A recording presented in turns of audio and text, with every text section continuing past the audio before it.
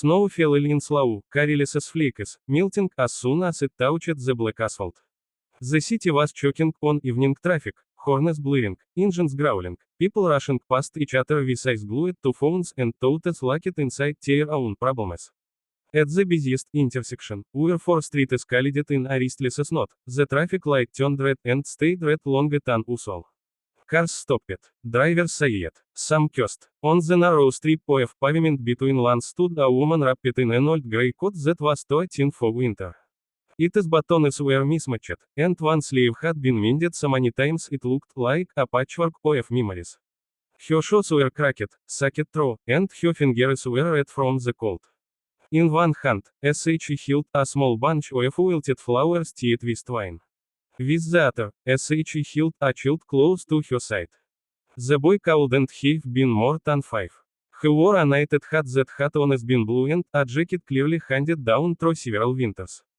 He clutched a small paper cup with a few coins inside, his fingers tense, his eyes alert in the way children's eyes become when they learn too early that the world is not gentle. The woman moved from car to car, offering flowers with a quiet, apologetic smile. Most people didn't look at her. Some shook their heads. A few stared straight ahead as if she were invisible.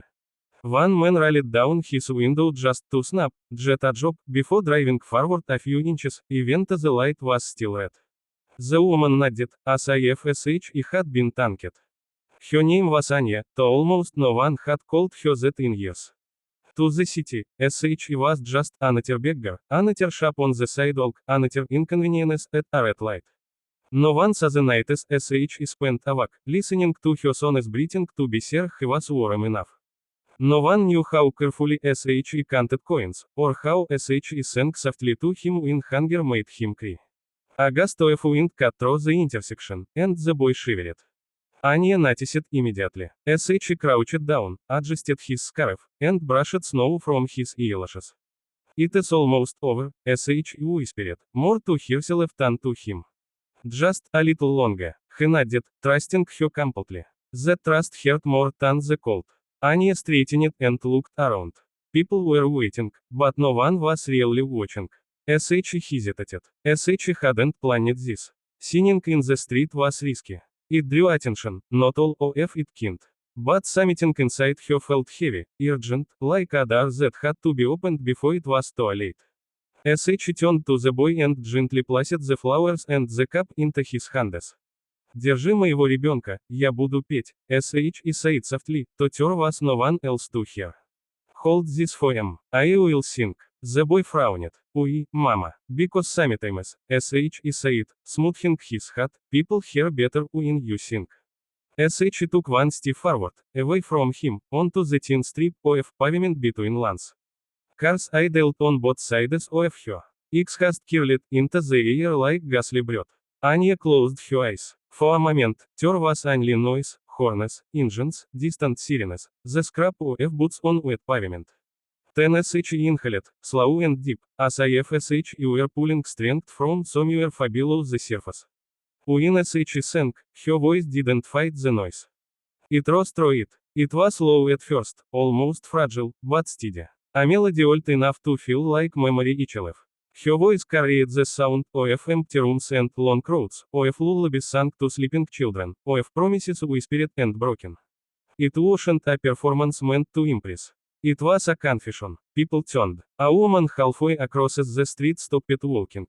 A man leaned out of his car window, frown softening into confusion. A cyclist put his foot down, forgetting the light. Anya sang of love that always felt endless. Of a home that existed only for a moment before it slipped away. Of holding on when everything tells you to let go. The words were simple, but each one landed with the weight of truth. The boy watched her, wide-eyed. He had heard her sing before, at night, when he thought he was asleep. But this was different. This was louder, braver, as if he were no longer afraid of being seen. A driver in the front row wiped his eyes, embarrassed, hoping no one noticed. An elderly man pressed his palm against the steering wheel, his throat tight with a memory he hadn't touched in decades. A young woman filming the street for her social feed lowered her phone, suddenly he had ever wanted to record something sorrow.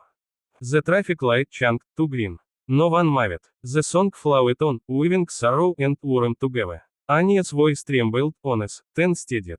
She sang not for money, not even for mercy, but because the song had been waiting inside her for too long.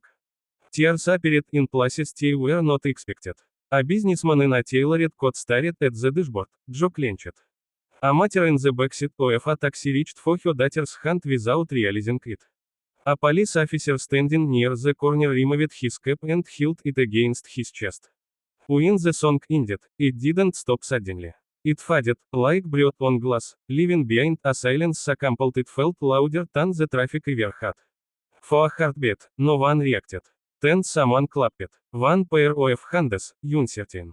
Then another. Then money. Coins clinked against asphalt. Bills fluttered through the air. A woman stepped out of her car and placed a scarf around Annie's shoulders.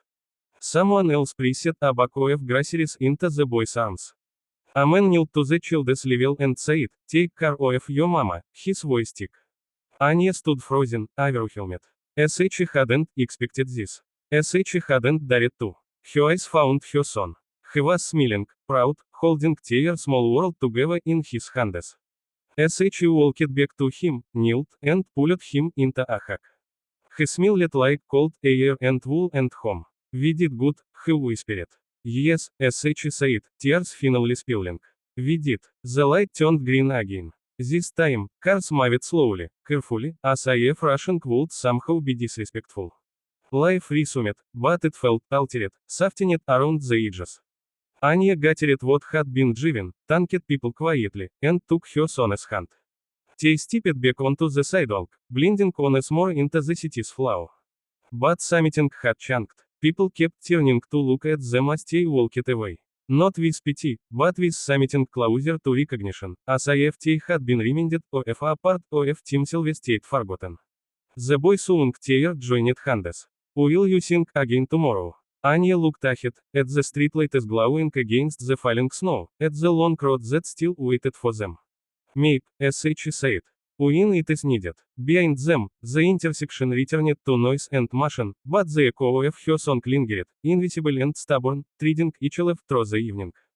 And long after the last car passed, long after the coins were counted and the cold returned, people would remember that moment, not as the day they were delayed at a red light, but as the moment a stranger sang, and something inside them quietly broke open and healed at the same time.